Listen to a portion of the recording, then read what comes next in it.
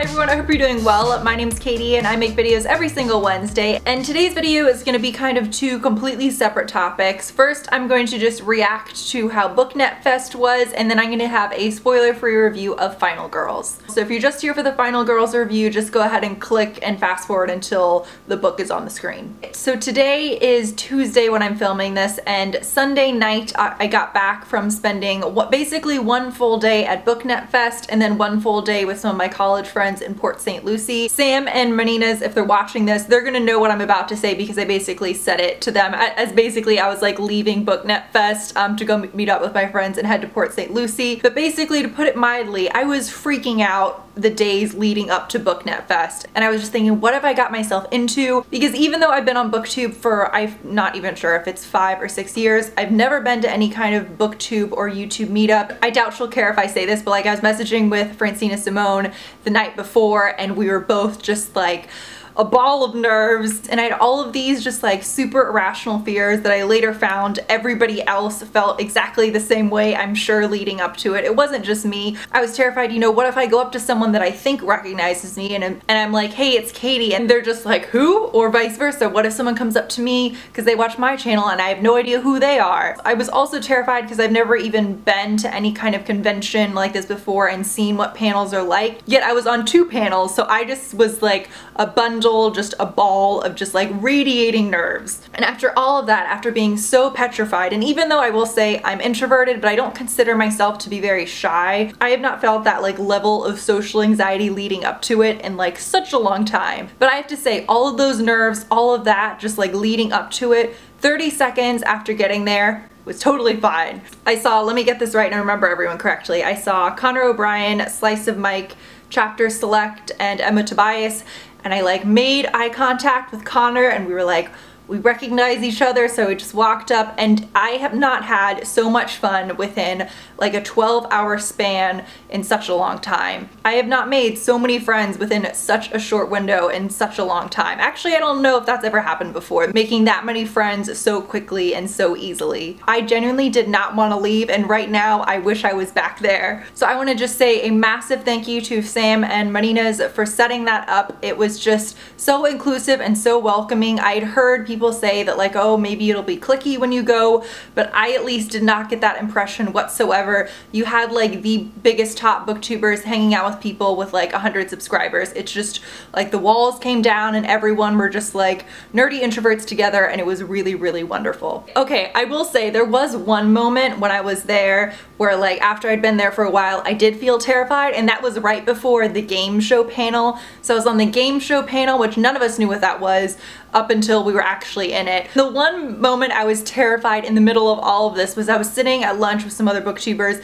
and then Sam walks up and I was like, Sam, what the hell is this game show panel? Because I'm kind of freaking out about it. Because although, as I said, I'm not really a shy person, but I don't like love public speaking, especially if it's on the spot. She was like, it's gonna be fine, don't worry, we're just gonna have you guys do some improv, it'll be okay. And I was like, I think I legitimately blacked out for like a second or two, and then about 2 seconds later Sam was like, I'm kidding, obviously we're not gonna make a bunch of introverts just go up on stage and start doing improv in front of like 250 people. Like, that's not gonna happen, don't worry. So basically the theme is I kept just getting irrationally terrified for no reason, and then it always ended up being fine. Okay, so that was BookNetFest basically wrapped up, but I definitely want to go again next year. I get the feeling it's gonna happen again, and I definitely want to spend this time like the entire weekend just at BookNetFest meeting people and hanging out, because I only actually got to spend like the actual day of BookNetFest, whereas other people were there for like 3 days together. And now getting into my spoiler-free review of the horror novel Final Girls. So our protagonist of Final Girls is Quincy Carpenter, and when she's in college she is the only survivor, or as it's called, the final girl to survive the Pine Cottage murders. So during these murders, basically all of her friends except her are stabbed and murdered. So then 10 years later we have Quincy. She's leaving a very secluded life with basically no friends except her boyfriend, and her job is just being a baking blogger. And then one day there are 2 other final girls, 2 girls who are now grown women who had also survived just kind of horrific mass murders. One of those other final girls commits suicide, and they're not sure, did she commit suicide, was she murdered? And one other final girl of these 3, Samantha Boyd, shows up at, what's her name?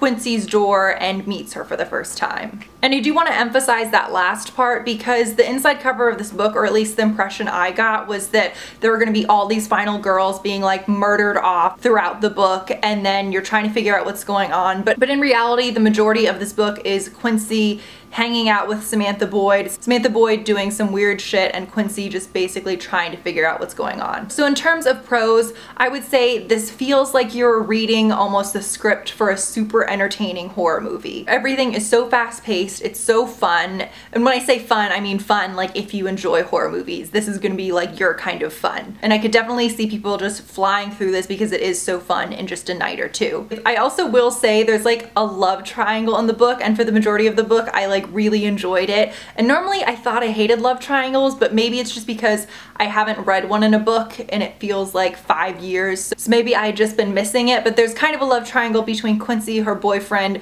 and the cop who had saved her back during when the murders took place. And it's obvious that her and him kind of have feelings for each other. So I kind of did enjoy that romance throughout most of the book. Now in terms of cons, I do have a few, and one has to do with, this might seem like it's coming out of nowhere, but I didn't like how the book handled sex. I won't give any spoilers, but basically there's like this ongoing theme that's really weird, and I don't know why it was put in there. Maybe there's some theme that I'm just missing. But there's this ongoing theme that at least if you're female, the first time you have sex, it's going to be very painful. It's basically going to be like half pain, half pleasure, like that type of thing. And I won't say who, but there's a scene where a girl does lose her virginity and she's like walking around and it's super painful. And I hate when that is in movies and books and TV shows and media, because I feel like that's a stereotype that's often not true that we need to stamp down and stop drilling into young girls' heads. The other character I didn't like was Samantha Boyd, this other final girl who shows up. I got the impression the author wanted us to be like entertained by her and find her really interesting, but I just personally found her annoying. Maybe that was just me. And for my third con, you did have Quincy doing some very stupid shit quite often,